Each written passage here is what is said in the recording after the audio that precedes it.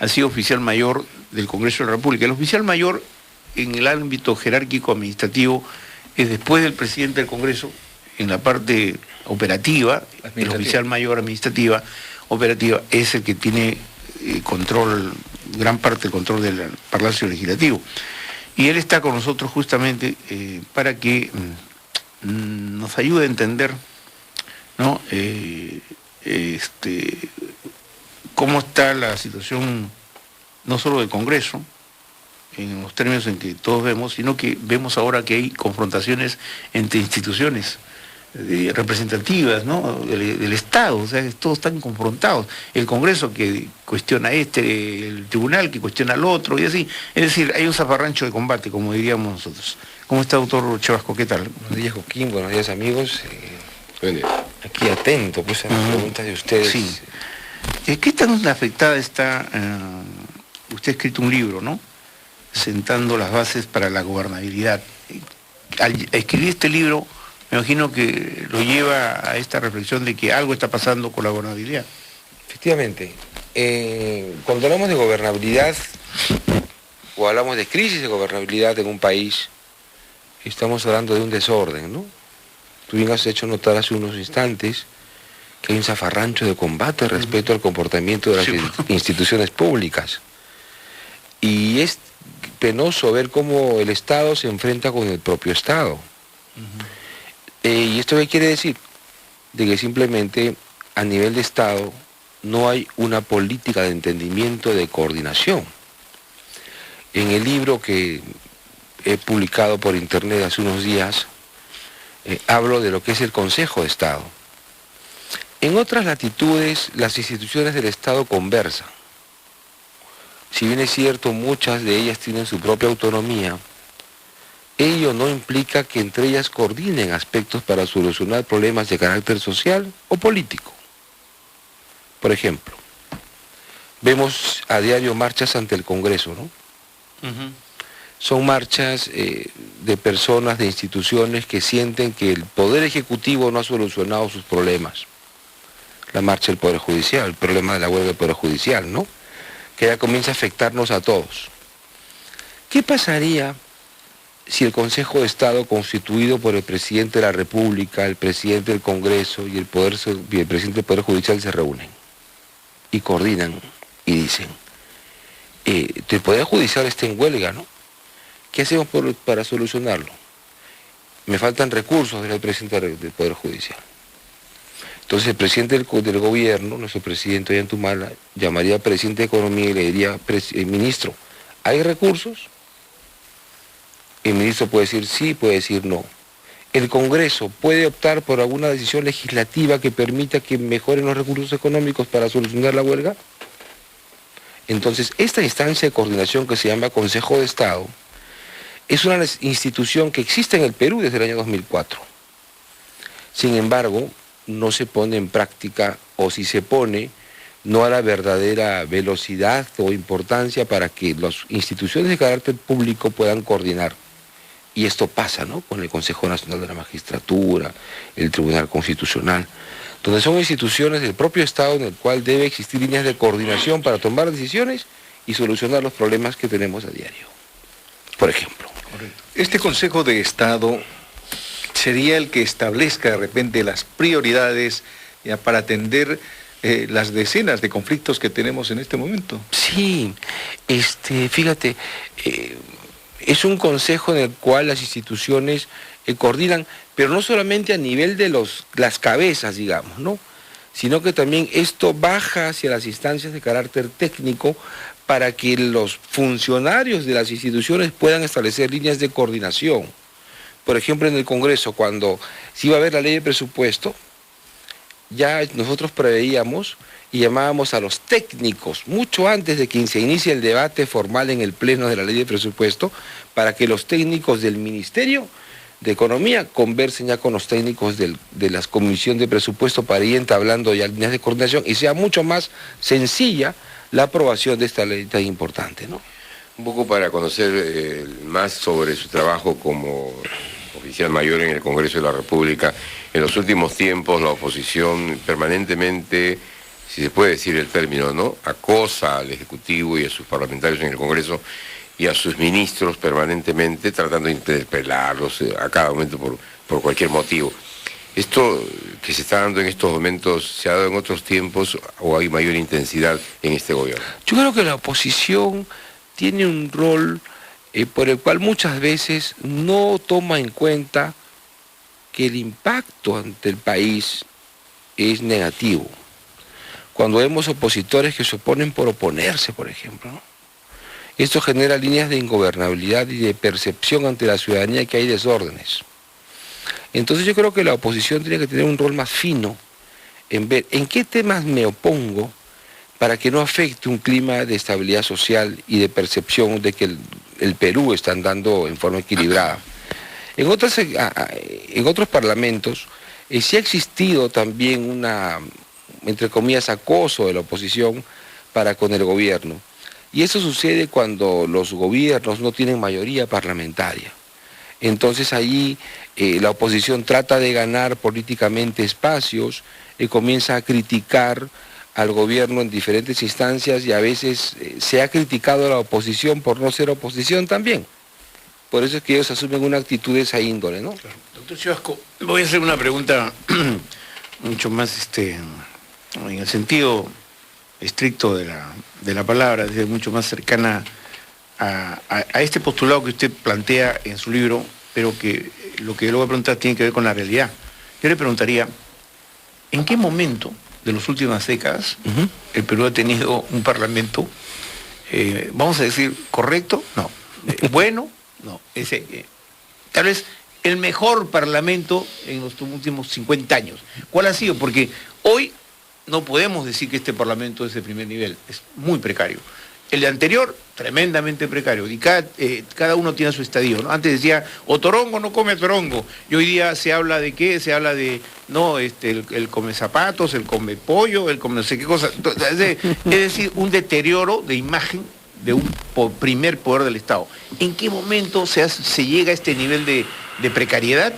¿Y cuál fue no sé si en la Asamblea Constituyente, o sea, en qué momento tuvimos un parlamento con personajes de nivel?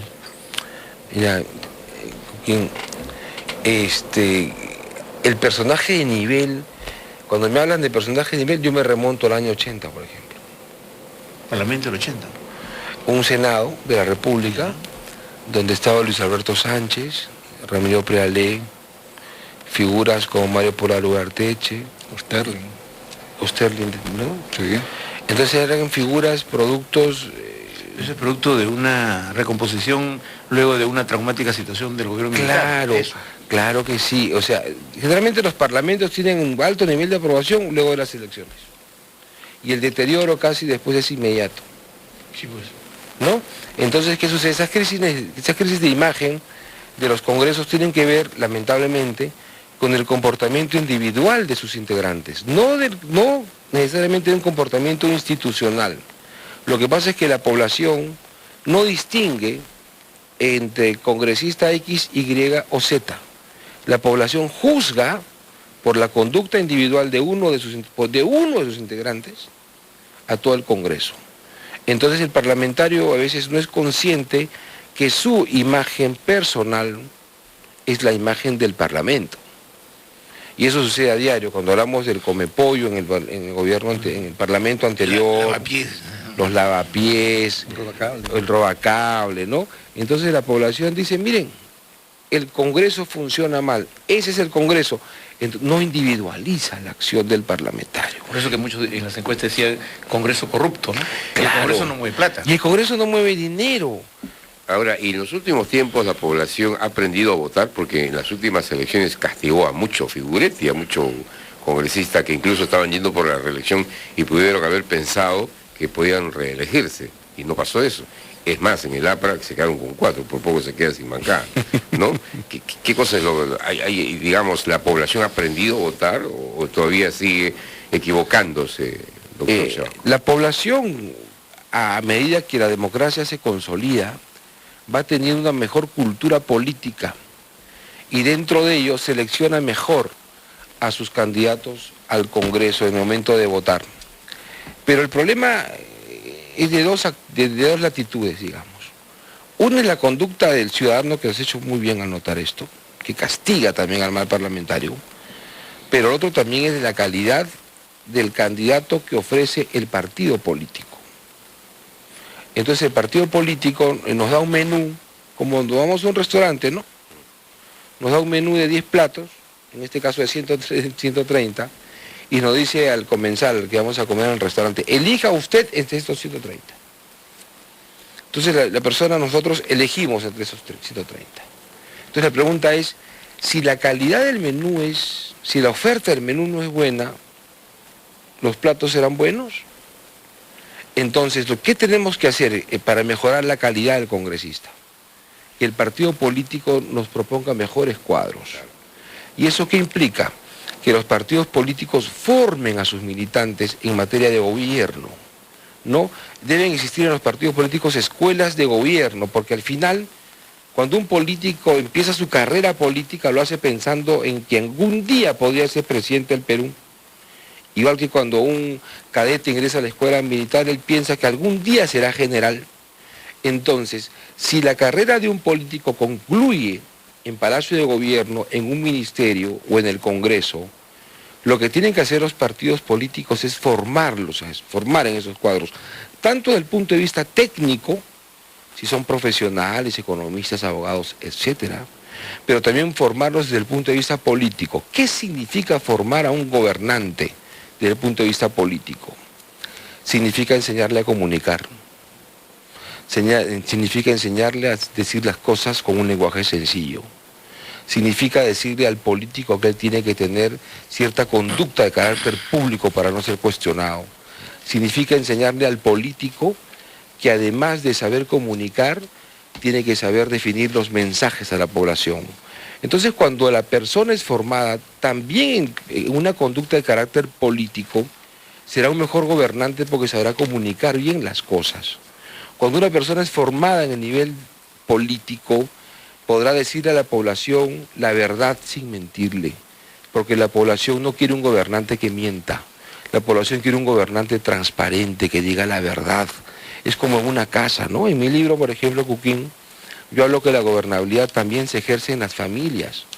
Cuando en la casa un papá, una mamá tienen ingresos de dinero insuficientes, los hijos empiezan a pedirle y reclamarle, ¿no?, zapatos, educación, etcétera. Entonces el padre de familia tiene que saber administrar entre la demanda de los hijos y la posibilidad que él tiene en resolver esas demandas. Y establecerá, hijos, este es nuestro ingreso insuficiente, pero les pido por favor de que tenemos que priorizar el gasto que tenemos. Entonces, en la casa mismo, los padres de familia tienen que establecer criterios de poder establecer un orden ante la imposibilidad que tiene él de poder solucionar los problemas. Gran responsabilidad de los partidos políticos, pero estos hacen caso omiso a la formación de nuevos cuadros, que se ven en todas las agrupaciones políticas, incluso la de trayectoria, y surgen los movimientos políticos, que son los que van a primar en estas futuras elecciones. ¿Qué se tendría que hacer acá para empezar a cambiar todo esto? Mire, yo pienso que tiene que haber una, diría yo, una concientización por parte de las personas que de alguna manera estamos involucrados en la política. Yo, por ejemplo, no pertenezco a ningún partido político, pero trato de hacer un apostolado de carácter personal para llamar la atención de las personas que dirigen los partidos, a decirles que hay que romper con las argollas que hay en los partidos, que hay que darle oportunidad a los jóvenes, a los rostros nuevos, que nuestro cuerpo necesita sangre nueva, que al igual que el cuerpo humano, las células se van renovando. Entonces, no vemos que los partidos políticos, que son la base fundamental de la democracia en los países, en este caso el Perú, se renueve.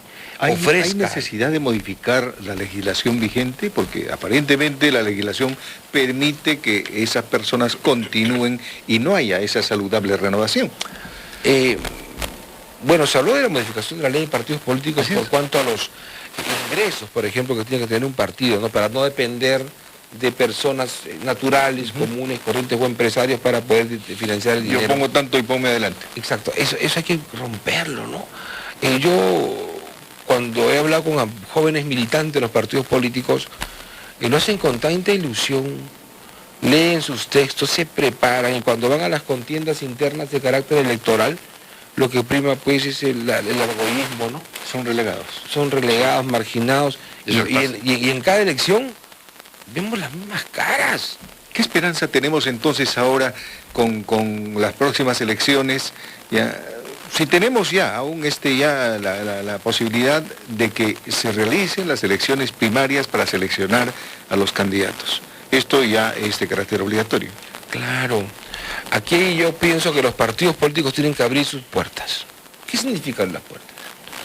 Significa que un partido político tiene que decirle, ciudadano, el partido político, para que puedas venir, no tienes que pertenecer necesariamente a él. Te invitamos como ciudadano, participa con nosotros. ¿Por qué? Porque muchas veces el partido político, sin darse cuenta, establece muros para evitar que el ciudadano común y corriente pueda incorporarse, ¿no? Algunos partidos tienen sus propios aplausos, ¿no? Entonces, cuando una persona independiente va a un mitin de ese partido, sin decir nombres, y le gustó el discurso del dirigente, pero como él no sabe aplaudir como aplaude el militante, se aguanta. Hace sus canciones, pero como el ciudadano no sabe esa canción de ese partido, se reprime. Entonces a veces los partidos tienen símbolos que en lugar de integrar nuevas personas, evitan que esas nuevas personas ingresen. Entonces los partidos hoy tienen que entrar en una etapa de metamorfosis y de cambio. ¿Esto qué implica? Hacerlo más globalizado, usando los términos modernos de la informática y de la economía, globalizar los partidos políticos. Pero es un poco difícil, ¿eh? Un poco difícil porque lastimosamente el desarrollo, la génesis de los partidos políticos en Perú, empezando con el APRA, que es el más antiguo y más supuestamente el más organizado, nacen con un tufillo, pues lamentablemente en la política peruana del caudillismo. Entonces cuando se engendran caudillos, difícilmente se van a crear generaciones de líderes, porque es el caudillo el que maneja todo.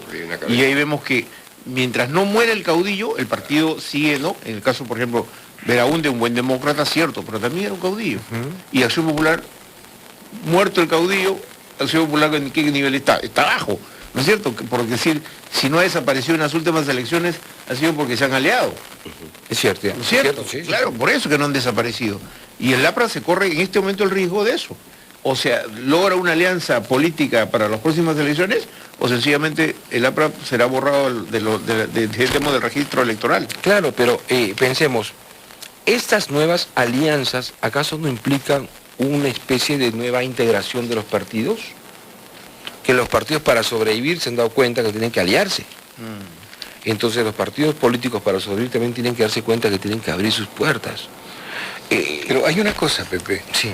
¿Por qué es que las mentes más brillantes que las tenemos en el país ya, no integran los partidos políticos como otrora sí lo hacían, en ese recordaris que hacías de los años 80? Es que, mira, en las últimas décadas en el Perú ha habido una suerte de satanización y persecución a los políticos. Entonces, si alguna vez se habló de que habían partidos políticos compuestos por técnicos, esos técnicos ahora tienen miedo a meterse a la política. Creo que esa es la razón. Tienen miedo. Entonces, La acá ausencia tiene- de esos, Sí, claro. de esa mente brillante, como dices tú, Lucho, disculpa, ¿no? Es esa justamente, ¿no? Entonces, ¿quiénes son los que se meten a la política? Son los que están en el punto medio, ¿no? Acá tiene también responsabilidad entonces la prensa. Porque donde hay escándalo, ahí está la Por prensa. supuesto. No, y también hay instituciones muchas veces que los funcionarios públicos se sienten pues perseguidos, ¿no? Tienen miedo a firmar documentos, Claro, pues. papeles. No, yo después me van a enjuiciar, mejor no firmo nada. O si tú quieres que un funcionario público tome una decisión rápida y eficiente, no puede porque dice no. Primero que firme el asesor jurídico, el director de presupuesto, el secretario general, y cada documento para poder tomar una decisión eficiente, Se toma tiene que su tener tiempo. 40 firmas y sellos. pues. Hablando, y para aprovechar la presencia de Chevasco, del doctor Chevasco, el presidente del Congreso, el presidente Otárola, anunció una suerte de reingeniería en el Congreso, ¿se acuerdan? Nombrar un gerente general, nombrar... ¿Eso es factible? ¿Ya está en marcha esa reforma? Mira, se anunció con bombos y platillos y fuegos artificiales y cosas que a mí me alegraron, ¿no? pero no he visto ningún cambio, a menos que yo perciba. Porque ya termina la gestión. Ya termina la gestión. ¿Es tan difícil? No es difícil. Bien. ¿Sabes que hace falta? Voluntad. Sí. Y tomar decisiones. O tal vez una mano dura. Por ejemplo, de hace 2 años, la gerencia general en mi casa está en manos de mi señora. Me destituyó, me dijo, tú no eres gerente más. A partir de ahora solo te vas a la presidencia del directorio, ¿no? Y eventualmente intervienes. Pero la gerente general soy yo y se acabó. Pues. Entonces yo tuve que decir, ok, de acuerdo. Y se suscribió un acta. Y se suscribió un acta. Ya se echó a torar. ¿Qué dijiste? Sí, mi amor. Sí, mi amor, dije. ¿No? Sí, mi amor, Así como como dije, subordinación y valor, vi el Perú. Y que me dijo, subordinación y valor. Dije, sí, mi amor. La hamburguesa para él, te chuga para él. Sí, mi amor. No. Me dijo, te acabó tu gerencia general, no más. Faltó todo. Cualquier gasto me llamas y yo te autorizo.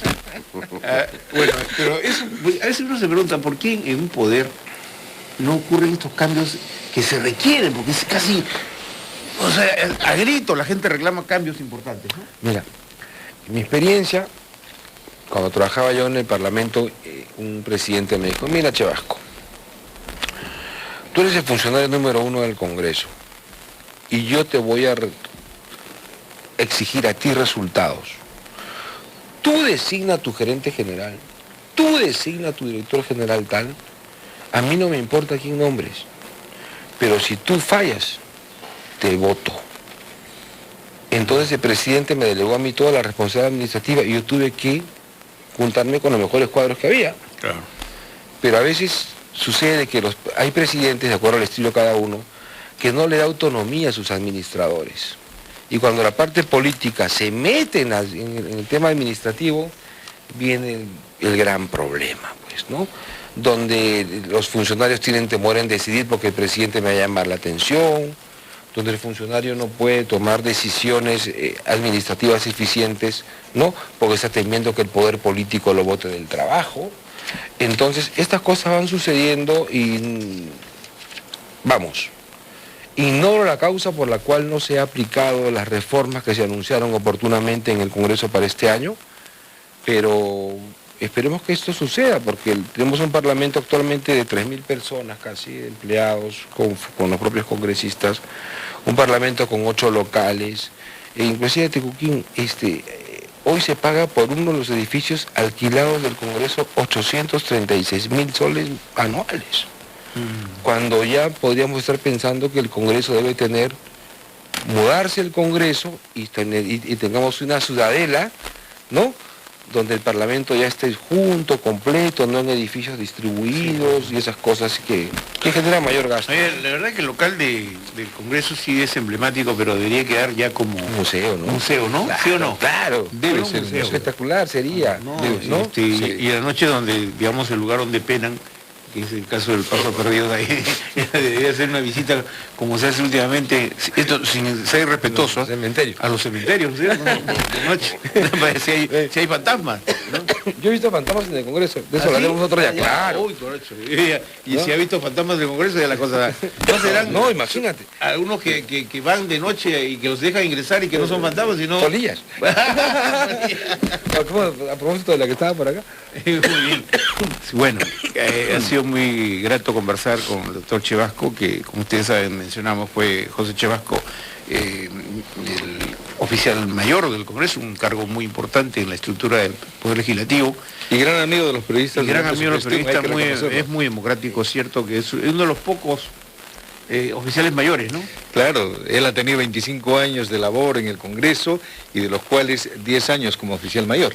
Exactamente, sí, pues. Y, Conoce el teje y maneje. Exactamente. Conoce el monstruo por dentro. Conoce el monstruo y por dentro. por lo tanto tiene un criterio mucho más amplio sobre gobernabilidad, lo que realmente su libro contribuye a esa visión que debemos tener todos los peruanos, porque lamentablemente, como hemos señalado muchas veces, nos hemos embrollado entre todos, ¿no? Y finalmente vemos lo que está pasando ahora. Un presidente del Consejo Nacional que sale a denunciar, uno del Tribunal Constitucional, sale el presidente del Poder Judicial también, entra a tallar el presidente del Congreso. Es decir, en este momento los ciudadanos estamos viendo cómo se enfrentan ¿no es cierto? Claro, y los Es- líos es intestinos una en el especie de mismo ring, Congreso. ring de box, ¿no? O sea, Claro. todo el mundo se... Estado contra el Estado. Sí, Estado versus Estado, es una cosa muy peligrosa. Estado contra el Estado, y dentro de ese mismo, dentro de los mismos estamentos también hay... Y cada líos quien quiere intestinos. su cuota de poder. Cada quien jala, Cada dispara, quien quiere golpea. su cuota de poder. Y nosotros ciudadanos ingenuamente miramos desde el balcón, ¿no? Cómo pasan los muertos y los heridos. Y luego nos Sí. miran antes de las elecciones. Así es, ahí recién nos empiezan a convocar.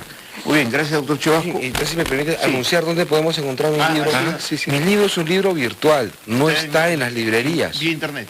Está en internet en mi blog y la dirección es la siguiente, josecebasco.com.